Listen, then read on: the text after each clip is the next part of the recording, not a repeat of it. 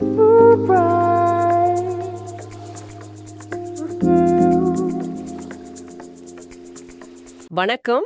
இன்னைக்கு நம்மளோட இந்த ஆழமான தேடல் நிகழ்ச்சிக்கு உங்களை வரவேற்கிறோம். ஒரு மெடிக்கல் ஃபீல்டுல ஒரு நோயை கண்டுபிடிக்கிறது அப்படிங்கிறது பொதுவா ரொம்பவும் துல்லியமான ஒரு விஷயமா இருக்கும்னு நம்ம நினைப்போம் இல்லையா?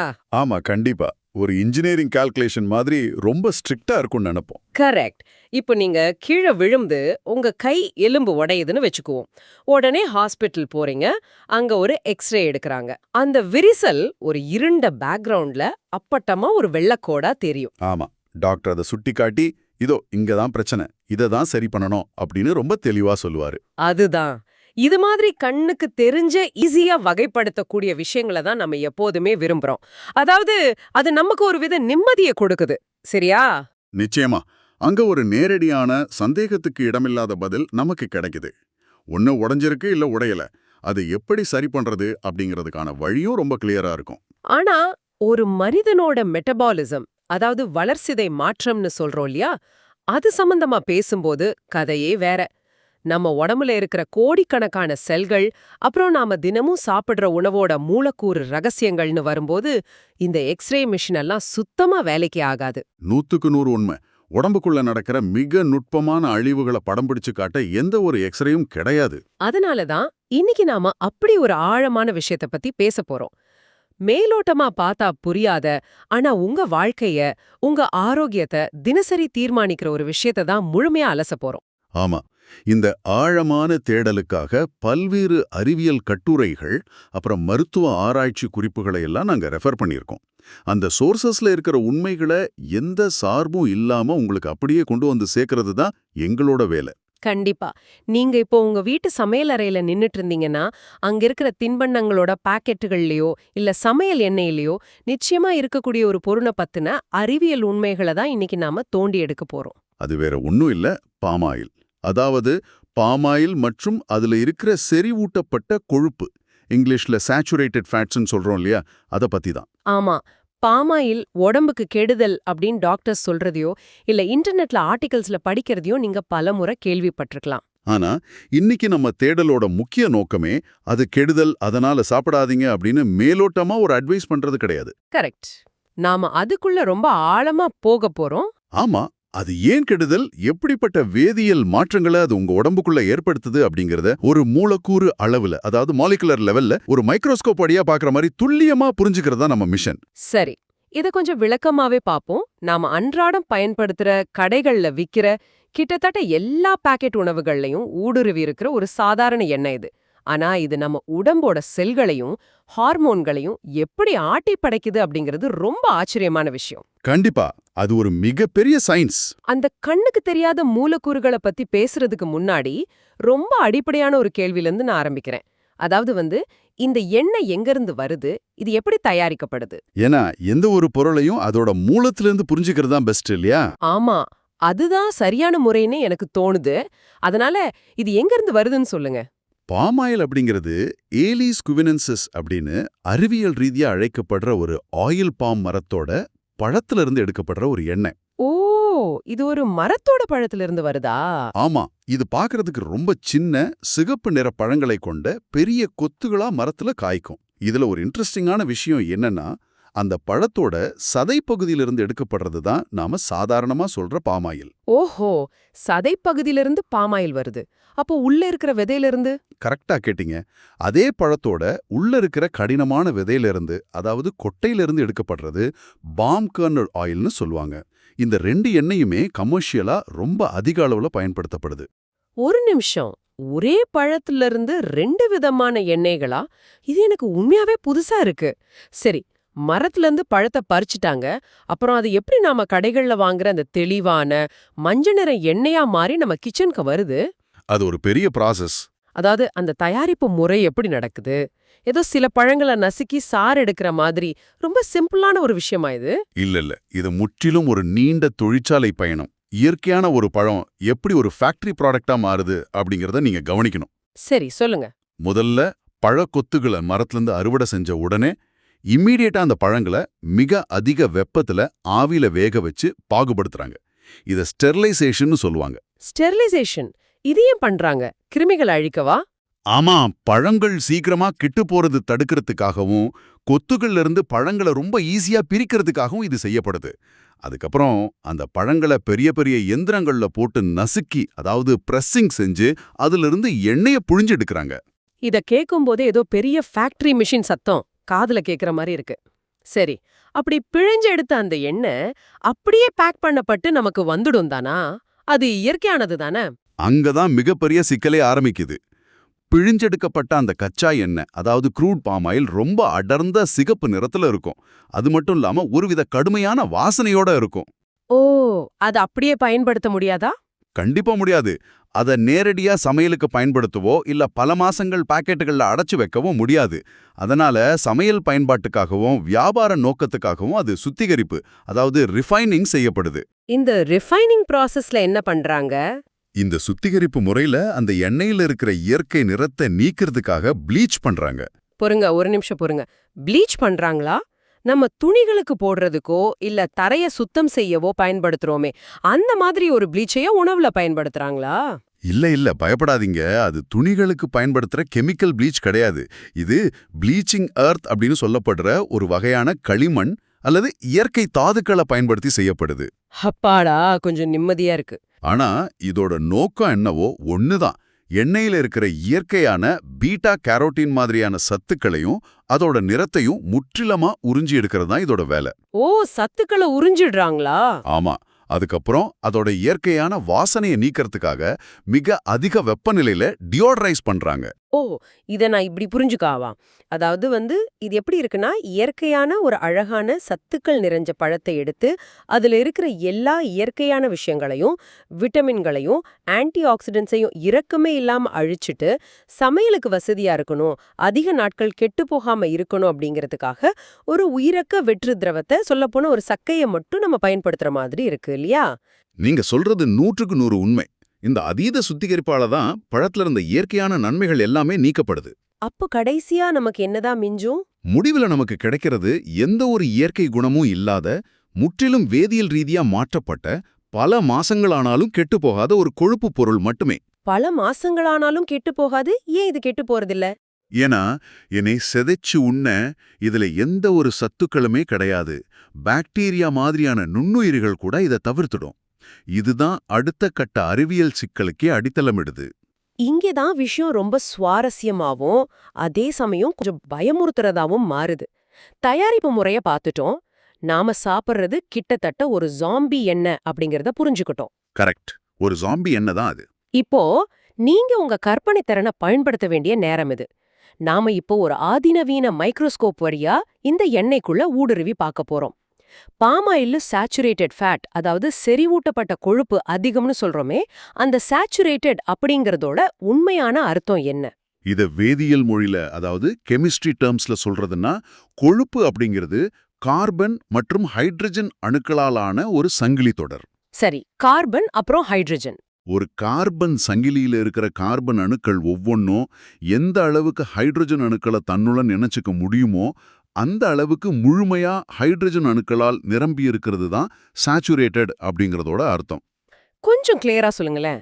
அதாவது அந்த கார்பன் சங்கிலியில வேற எந்த அணுவும் நுழைய இடமே இல்லாத அளவுக்கு ஹைட்ரஜன் அணுக்கள் ஃபுல்லா அடைக்கப்பட்டிருக்கும். இதுதான் செறிவூட்டப்பட்டது. ஓ, எனக்கு இந்த கெமிஸ்ட்ரி கிளாஸ் எல்லாம் மறந்து ரொம்ப நாள் ஆச்சு. அந்த சங்கிலியோட அமைப்பு பார்க்கறதுக்கு எப்படி இருக்கும்னு கொஞ்சம் எளிமையா சொல்ல முடியுமா? ரொம்ப எளிமையா சொல்றேன். இந்த செறிவூட்டப்பட்ட அமைப்புல டபுள் பாண்ட்ஸ், அதாவது இரட்டை பிணைப்புகள்னு சொல்லப்படுற நெகிழ்வான பிணைப்புகள் கிடையவே கிடையாது. டபுள் பாண்ட்ஸ் கிடையாதா? அப்போ எல்லாமே சிங்கிள் பாண்ட்ஸ் தானா? ஆமா, எல்லாமே ஒற்றை பிணைப்புகள் தான், சிங்கிள் பாண்ட்ஸ். அதாவது CH2 CH2 CH2 அப்படின்னு ஒரு நீளமான தடிமனான சங்கிலி தொடர் மாதிரி இது இருக்கும். இதுல எந்த வளைவோ நெளிவோ இருக்காது. வளைஞ்சு கொடுக்காதா? சுத்தமா வளைஞ்சு கொடுக்காது. இது ரொம்ப நேராவும் நெகிழ்வுத்தன்மையை இல்லாமலும் ரொம்ப ரொம்ப இறுக்கமாவும் இருக்கிற ஒரு வேதியியல் அமைப்பு. எனக்கு இப்போ ஒரு இமேஜினேஷன் கிடைக்குது. இதை நான் சரியா புரிஞ்சுக்கிறேனான்னு பாருங்க. ஆரோக்கியமான கொழுப்புகள்னு நாம சொல்ற மத்த எண்ணெய்கள், உதாரணமா ஆலிவ் ஆயில் மாதிரியான எண்ணெய்கள், அதுல டபுள் பாண்ட்ஸ் இருக்கிறதால அவை வளைஞ்சு நெளியும் சங்கிலிகளை போல இருக்கும் இல்லையா? கரெக்ட். அதனால தான் அது ஃப்ளெக்சிபிளா இருக்கு. ஒரு ஸ்ப்ரிங் மாதிரி வளைஞ்சு கொடுக்கும். ஆனா இந்த பாம் ஆயிலோட கொழுப்புச் சங்கிலி நேராவும் இறுக்கமாவும் அடுக்கப்பட்ட செங்கற்கள் மாதிரி இல்லனா லெகோ பிளாக்ஸ் மாதிரி ஒண்ணுன் மேல் ஒன்னா கச்சிதமா பொருந்தி உட்காந்துக்குதா? மிகச் சரியான ஒப்பீடு. அந்த லெகோ பிளாக்ஸ் மாதிரி நேரா இருக்கிறதால தான் அவற்றுக்கு இடையே எந்த இடைவெளியுமே இருக்கிறதில்ல. எல்லாம் ஒன்னோடு ஒன்னு ரொம்ப நெருக்கமா டைட்டா ஒட்டிக்குது. ஓ, கேப் இல்லாம டைட்டா பேக் ஆயிடுது. ஆமா, ஆலிவ் ஆயில் மாதிரியான நெகிழ்வான சங்கிலிகள் ஒன்னோடு ஒன்னு அவ்வளவு நெருக்கமா ஒட்ட முடியாது. அதுங்களுக்கு நடுவுல இடைவெளி இருக்கும். அட, அதனால தானே பாம் ஆயில், வெண்ணெய், தேங்காய் எண்ணெய் இதெல்லாம் அறை வெப்பநிலையில அதாவது ரூம் டெம்பரேச்சர்ல உறைஞ்சு போகுது. வெளியில வைக்கும்போது அவை கெட்டியா சாலிடா மாறுறதுக்கு இந்த நேரான லெகோ பிளாக் மாதிரியான கெமிக்கல் ஸ்ட்ரக்சர் தான் காரணமா? ஆமா, அதுதான் முக்கிய காரணம். வளைஞ்சு நெளியும் சங்கிலிகள் ஒன்னோடு ஒன்னு நெருக்கமா ஒட்ட முடியாததால ரூம் டெம்பரேச்சர்ல அவை திரவ நிலையிலேயே லிக்விடாவே இருக்கு. ஆனா பாமாயிலோட இந்த செங்கல் மாதிரியான இறுக்கமான அமைப்பு தான் அதை சுலபமா திடநிலைக்கு மாத்துது. ஓஹோ, இப்ப புரியுது. இதுல நீங்க கவனிக்க வேண்டிய மிக ஆச்சரியமான சற்று அதிர்ச்சியான விஷயம் என்ன தெரியுமா? வெளியில எப்படி அந்த கொழுப்பு இறுக்கமாவும் திடமாவும் இருக்கோ அதே குணத்தை தான் அது உங்க உடம்புக்குள்ள போன பிறகும் காட்டுது. அந்த இறுக்கமான அமைப்பு தான் உங்க உடம்புக்குள்ள மிகப்பெரிய ஆபத்துகளை உருவாக்குது. சரி, ஒரு நிமிஷம். எனக்கு இங்க ஒரு மிகப்பெரிய சந்தேகம் வருது. நான் இத ஒரு லாஜிக்கலான கேள்வியா கேக்குறேன். கேளுங்க. பாம் ஆயில் கிச்சன்ல ரூம் டெம்பரேச்சர்ல உறைஞ்சு கெட்டியா இருக்கு, அது சரி. ஆனா என் உடம்புல தான் இயற்கையாவே அதிக வெப்பம் இருக்கே. சுமார் 37 டிகிரி செல்சியஸ், அதாவது 98.6 ஃபாரன்ஹீட் பாடி ஹீட் எப்போதுமே என் உடம்புக்குள்ள இருக்கு. அப்படி இருக்கும்போது நான் சாப்பிடுற இந்த கொழுப்பு அந்த வெப்பத்துல உருகி ஒரு சாதாரண லிக்விட் மாதிரி ரத்தத்துல ஓடக்கூடாதா? இது ரொம்ப நியாயமான கேள்விதான். சூடான கடாயில வெண்ணெய் உருகுற மாதிரி இதை என் உடம்புக்குள்ள போன உடனே உருகிடாதா? ஏன் இது உள்ள போய் ஆபத்தை ஏற்படுத்துது? இது ரொம்ப அருமையான, பலருக்கும் இயல்பா வர்ற ஒரு லாஜிக்கான கேள்விதான். ஆனா ரகசியமே அங்கதான் ஒளிஞ்சிருக்கு. இது வெறும் டெம்பரேச்சர் சம்பந்தப்பட்ட பிரச்சனை கிடையாது. அப்புறம் என்ன பிரச்சனை? இது மாலிகுலர் லெவல்ல, அதாவது மூலக்கூறு அளவுல நடக்கிற ஒரு வேதியியல் முரண்பாடு. நீங்க சொல்ற மாதிரி உடம்போட வெப்பத்தால இந்த கொழுப்பு உருகி லிக்விடா மாறலாம். ஆனா உருகிட்டாலும் கூட அதோட அந்த நேரான சிங்கிள் பாண்ட்ஸாலான அந்த ஸ்ட்ரக்சர் மாறுவதே கிடையாது. என்னது? ஸ்ட்ரக்சர் மாறாதா? அதாவது சூடு படுறதால அது உருகி திரவமாகலாம், ஆனா அந்த வேதியியல் பிணைப்பு உடைஞ்சிடாதுன்னு சொல்றீங்களா? மிகச்சரி. அந்த லெகோ பிளாக்ஸ் உருகி உங்க ரத்தத்துல மிதக்கலாம். ஆனா அவை இன்னமும் லெகோ பிளாக்ஸ் தான். அதோட கெமிக்கல் பாண்ட்ஸ் ரொம்ப ரொம்ப ஸ்ட்ராங்கானது, நெகிழ்வில்லாதது. ஓ, அத உடைக்க முடியாதா? இந்த கொழுப்பை உடைச்சு செரிக்க உங்க டைஜஸ்டிவ் சிஸ்டம்க்கு, குறிப்பா உங்க கல்லீரலுக்கு அதாவது லிவருக்கு மிக அதிக வேலைப்பளு ஏற்படுது. சாதாரண கொழுப்பை உடைக்கிற சக்தியை விட இந்த இறுக்கமான பிணைப்புகளை பிரிக்க ரொம்ப அதிகமான எனர்ஜி தேவைப்படுது. அப்போ நம்ம உடம்பு ரொம்ப கஷ்டப்படணும். ஆமா, என்சைம்கள்லாம் டபுள் மடங்கு ஓவர் டைம் வேலை பார்க்க வேண்டியிருக்கு. அப்படியென்றால் என்னோட கல்லீரல் எப்போதுமே ஓவர் டைம் வேலை பார்க்க வேண்டியிருக்கா? இது லிவருக்கு ரொம்ப பெரிய பிரஷர் ஆச்சே. ஓவர் டைம் மட்டும் இல்ல, ஒரு கட்டத்துல அது தோத்து போகுதுன்னே சொல்லலாம். லிவர் தோத்து போகுதா? ஆமா, இதோட விளைவா கல்லீரலால இந்த கொழுப்பை முழுமையா சமாளிச்சு உடைக்க முடியாம வேற வழியே இல்லாம அதை அப்படியே கல்லீரலையே சேமிச்சு வைக்க தொடங்குது. இதுவே ஃபேட்டி லிவர், அதாவது கல்லீரல் கொழுப்பு நோய் அப்படின்னு சொல்லப்படுற அபாயகரமான நிலைக்கு காரணமா அமையுது. மை காட், ஃபேட்டி லிவருக்கு இதுதான் காரணமா? அது மட்டும் இல்ல, இந்த செரிமான போராட்டத்தால உடம்புல லோ கிரேட் இன்ஃப்ளமேஷன் சொல்லப்படுற நிலையான ஒரு குறைந்த அளவிலான வீக்கம் எப்போதுமே இருந்துகிட்டே இருக்கு. உடம்பு ஒரு முடிவில்லாத போர்க்களமாவே மாறிடுது. இது கேக்குறதுக்கே ரொம்ப கஷ்டமா இருக்கு. இதோட உண்மையான அர்த்தம் என்னன்னா, நாம சாப்பிடுற உணவு நமக்கு ஆற்றலை, எனர்ஜியை கொடுக்கணும்.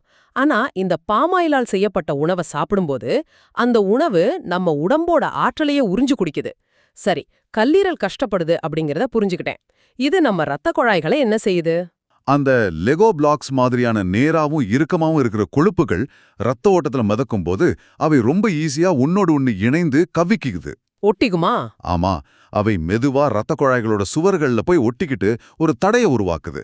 இது உடம்புல எல்டிஎல் அப்படின்னு சொல்லப்படுற மோசமான கொலஸ்ட்ராலோட அளவை மிக வேகமா அதிகரிக்குது. அதாவது நம்ம உடம்போட பிளம்பிங் சிஸ்டம இப்போ தங்கி போற பைப்ல குப்பைகள் அடைக்கிற மாதிரி இந்த கொழுப்புகள் ரத்த குழாய்களை அடைக்குதுன்னு சொல்றீங்க. சரியா சொன்னீங்க. இப்படி ரத்த குழாய்கள்ல ஏற்படுற அடைப்பத்தான் மெடிக்கல் டேர்ம்ல எத்ரோஸ்க்ளோரோசிஸ் அப்படின்னு சொல்றாங்க. எத்ரோஸ்க்ளோரோசிஸ். ஆமா, ரத்த குழாய்கள் சுருங்கி பிளட் ஃப்ளோ தடைப்படும் போது இதயத்துக்கு போற ரத்தம் குறைஞ்சு அது நேரடியா ஹார்ட் அட்டாக், அதாவது மாரடைப்பை ஏற்படுத்துது. அதே மாதிரி மூளைக்கு போற ரத்தம் தடைப்படும்போது ஸ்ட்ரோக், அதாவது பக்காவாதம் மாதிரியான மிக கொடிய நோய்களுக்கும் இது வழிவகுக்குது. இது நிச்சயமா ஒரு பெரிய அச்சத்தை ஏற்படுத்துது. ஆனா இரத்த குழாய்கள்ங்கிற பைப்புகளை அடைக்கிறத தாண்டி இந்த செறிவூட்டப்பட்ட கொழுப்பு நம்ம உடம்போட அடிப்படை கட்டமைப்பான செல்களை எப்படி மூச்சு திணற செய்யுது அப்படிங்கறத நாம இப்ப பார்க்க வேண்டியிருக்கு. ஆமா, அது ரொம்ப முக்கியமான பகுதி.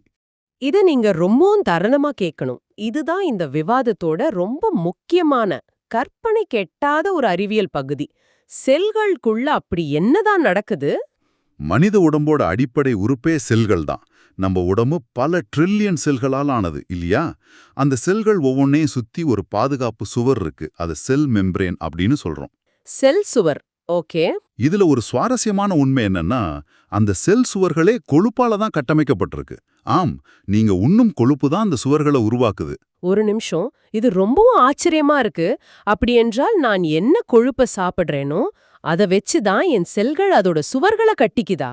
ஆமா, நீங்க குடுக்குற மெட்டீரியலை வச்சு தான் அது பில்டு பண்ணுது. அப்போ நான் ஆலிவ் ஆயில் மாதிரியான நல்ல கொழுப்பை சாப்பிட்டா செல்கள் ஆரோக்கியமா இருக்கும். ஆனா இந்த இறுக்கமான லெகோ பிளாக் கொழுப்ப பாம் ஆயில சாப்பிட்டா செல்கள் என்னவாகும்? அதிக அளவுல சேச்சுரேட்டட் ஃபேட் உங்க உணவுல சேரும்போது செல்கள் வேற வழியே இல்லாம அந்த நெகிழ்வில்லாத கொழுப்ப தங்களோட சுவர்கள்ல சேர்த்துக்க வேண்டி வருது. இதனால என்ன ஆகும்? இதனால என்ன ஆகுதுன்னா, இயற்கையாவே ரொம்ப நெகிழ்வா மிருதுவா இருக்க வேண்டிய செல் சுவர்கள் தங்களோட ஃப்ளெக்சிபிலிட்டி, அந்த நெகிழ்வு தன்மையை முழுமையா இழந்துட்டு ரொம்ப கடினமான விறைப்பான ஒரு சுவரா மாறிடுது. அடப்பாவமே, இத நான் இப்படி சொல்லாமா? அதாவது நம்முடைய செல்கள் ஒரு மிருதுவான நீர் நிரம்பிய பலூன் மாதிரி இருக்கணும். அப்பதான் உடம்புக்கு தேவையான சத்துக்கள் அந்த பலூனுக்குள்ள ஈஸியா போகவும், உள்ள உருமாகிற கழிவுகள் வெளியே வரவும் வசதியா இருக்கும். அது இயல்பா சுருங்கி விரியணும். ஆமா, அப்படிதான் இருக்கணும். ஆனா இந்த பாமாயில நாம சாப்பிடறதால நம்ம செல்கள் ஒரு செங்கல் சுவரை போல ரொம்ப கடினமா மாறிடுது. நான் சொல்றது சரியா? மிகச்சரியான ஒப்பீடு. ஒரு ஃப்ளெக்சிபிளான பலூனுக்கு பதிலா அங்க ஒரு கடினமான செங்கல் சுவர் வந்துடுது. அந்த செங்கல் சுவர் மாதிரியான கடினமான அமைப்பால வர்ற மிகப்பெரிய ஆபத்து என்ன தெரியுமா? என்ன ஆபத்து? செல்களோட மேற்பரப்புல இருக்கிற ஹார்மோன் ரிசெப்டர்ஸ், அதாவது உணரிகள் சரியா வேலை செய்யாது. உதாரணமா இன்சுலின் அப்படிங்கிற ஹார்மோன் எடுத்துக்குவோம். சரி, இன்சுலின் டயபெட்டிஸ் சம்பந்தப்பட்டதாச்சு? ஆமா, ரத்தத்துல இருக்கிற சர்க்கரையை சுமந்துகிட்டு வந்து செல்லோட கதவை தட்டி சர்க்கரையை உள்ள தள்ளுறது தான் இன்சுலினோட முக்கியமான வேலை. இப்போ இன்சுலின் அப்படிங்கிறது ஒரு சாவி, செல் சுவர்ல இருக்கிற ரெசெப்டர் அப்படிங்கிறது ஒரு பூட்டு அப்படின்னு வச்சுக்குவோம். Okay, lock and key model. Cell சுவர் செங்கல் மாதிரி கடினமா இருந்தா அந்த பூட்டால சரியா சுழல முடியாது. ஓ, அதனால இன்சுலின் அப்படிங்கிற சாவி உள்ள போக முடியாம தட்டி திரும்புதான். இதுதானா இன்சுலின் ரெசிஸ்டன்ஸ் அப்படின்னு சொல்லப்படுற நீரிழிவு நோயோட, அதாவது டயபெட்டிஸோட ஆரம்ப நிலை? மிக துல்லியமா பிடிச்சிட்டீங்க. இன்சுலின் உள்ள நுழைய முடியாததால செல்கள் பட்டினியா கிடக்குது. அதே சமயம் சர்க்கரையெல்லாம் ரத்தத்திலேயே தேங்கிடுது. இது ஸ்ட்ரெயிட்டா சர்க்கரை நோய்க்கு வழிவகுக்குது. இதோட இம்பாக்ட் ரொம்ப பெருசா இருக்கே. இத ஒரு பெரிய கண்ணோட்டத்துல பாத்தீங்கன்னா, இது இன்சுலினுக்கு மட்டும் நடக்கிற பிரச்சனை கிடையாது. உங்க வளர்ச்சிதை மாற்றத்தை கட்டுப்படுத்துற தைராய்டு ஹார்மோன்கள், உங்க இனப்பெருக்க சுழற்சியை கட்டுப்படுத்துற ஈஸ்ட்ரோஜன் மாதிரியான எல்லா ஹார்மோன்களும் இந்த கடினமான செல் சுவர்களால் உள்ள நுழைய முடியாம திணறுது. அப்போ மத்த ஹார்மோன்ஸும் அஃபெக்ட் ஆகுதா? கண்டிப்பா.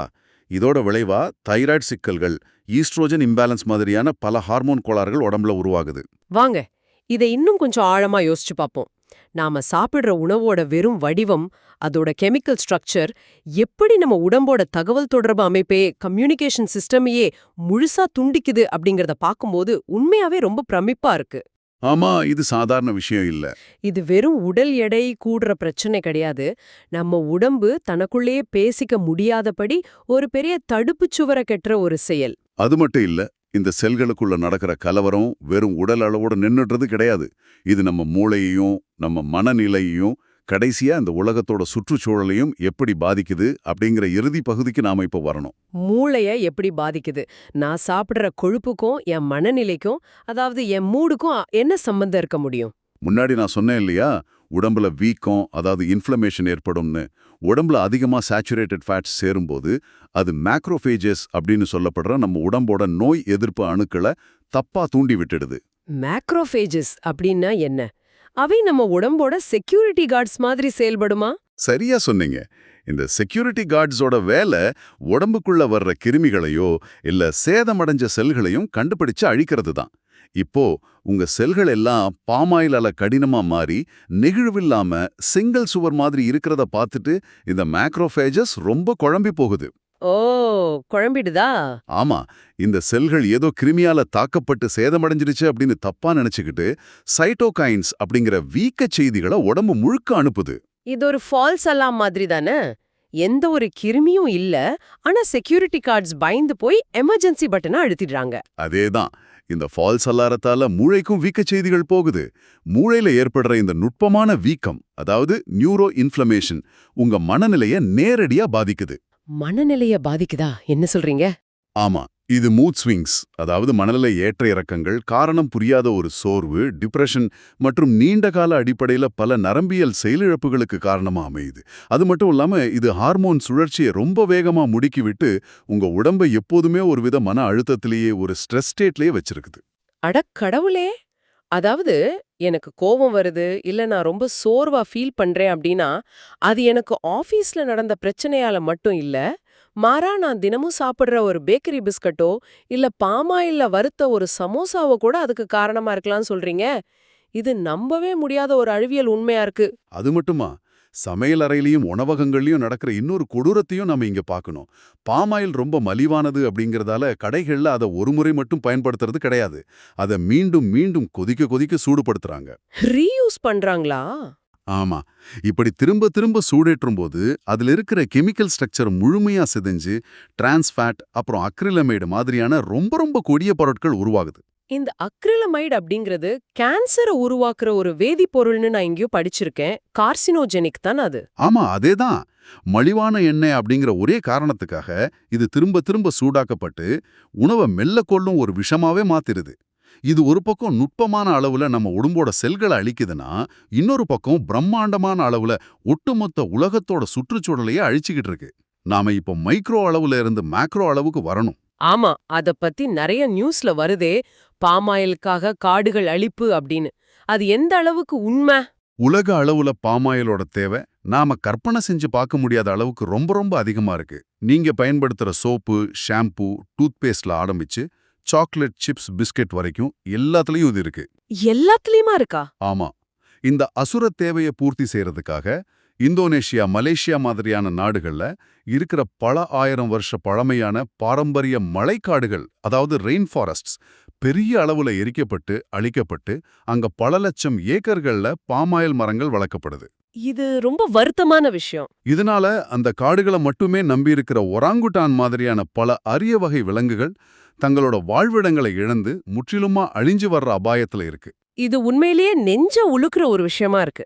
என்னோட தட்டுல இருக்கிற ஒரு சின்ன மலிவான பலமரம், அது ஒரு காடு அழிவதற்கும், ஒரு அரிய விலங்கு சாவதற்கும், என் இரத்த குழாய்கள் அடைவதற்கும், என் செல்கள் மூச்சு திணறுவதற்கும், ஏன் என் மூளையோட மனநிலையே மாறுவதற்கும் காரணமா இருக்கு அப்படிங்கறது எவ்ளோ பெரிய அதிர்ச்சி பாருங்க.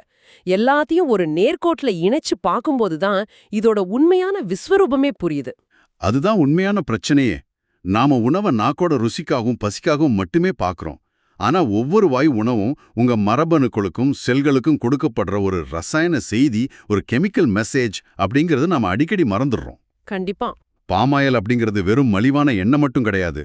அது நம்ம பயாலஜிக்கல் சிஸ்டமை, நம்ம உயிரியல் அமைப்பை மெல்ல மெல்ல எந்த சத்தமும் இல்லாம சிதைக்கிற ஒரு கருவி. சரி, நாம இந்த ஆழமான விவாதத்தோட இறுதிப் பகுதிக்கு வந்துட்டோம். இது ஒரு சுருக்கமா சமரைஸ் பண்ணி பார்த்துடலாம். பாம் ஆயில் அதோட தயாரிப்பு முறையிலேயே அதீத வெப்பத்தாலையும் ப்ளீச்சிங் முறையாலையும் இயற்கையான சத்துக்களை இழந்துடுது.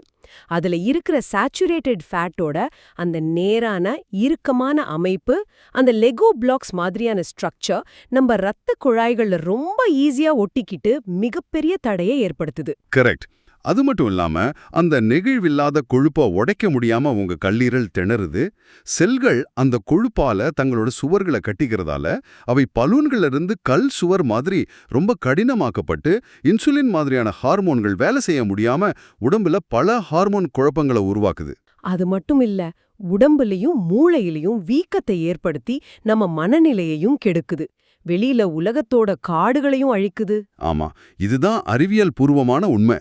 எனவே நீங்க உங்க தினசரி உணவுல கடைகள்ல வாங்குற பேக்கெட் செய்யப்பட்ட உணவுகளோட பின்பக்கம் இருக்கிற லேபிள கண்டிப்பா திருப்பி பாருங்க.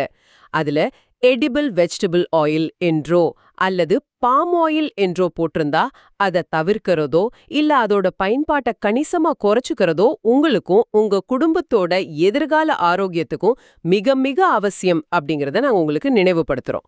உங்க விழிப்புணர்வு தான் உங்க ஆரோக்கியத்துக்கான முதல் படி. 100% உண்மை. ஆரோக்கியம் அப்படிங்கிறது ஒரு நாள்ல ஏதோ ஒரு மருந்துனால கிடைச்சிடுறது கிடையாது. அது நாம ஒவ்வொரு நாளும் தேர்ந்தெடுக்கிற ஒவ்வொரு சின்ன உணவுலயும் தான் ஒளிஞ்சிருக்கு. நிச்சயமா. சரி, இந்த நிகழ்ச்சியை முடிக்கிறதுக்கு முன்னாடி ஆரம்பத்துல நாம பார்த்த அந்த எக்ஸ்ரே உதாரணத்தை ஒரு தடவை திரும்ப நினைச்சு பாருங்க. உங்க உடம்புக்குள்ள நடக்கிற இந்த சிக்கலான வேதியியல் வித்தைகளை எந்த ஒரு எக்ஸ்ரே மிஷினும் காட்ட போறது கிடையாது. அதனால உங்களுக்கு ஒரு முக்கியமான சிந்தனையை விட்டு சொல்றோம். ஆமா, அத பத்தி கண்டிப்பா நீங்க யோசிக்கணும்.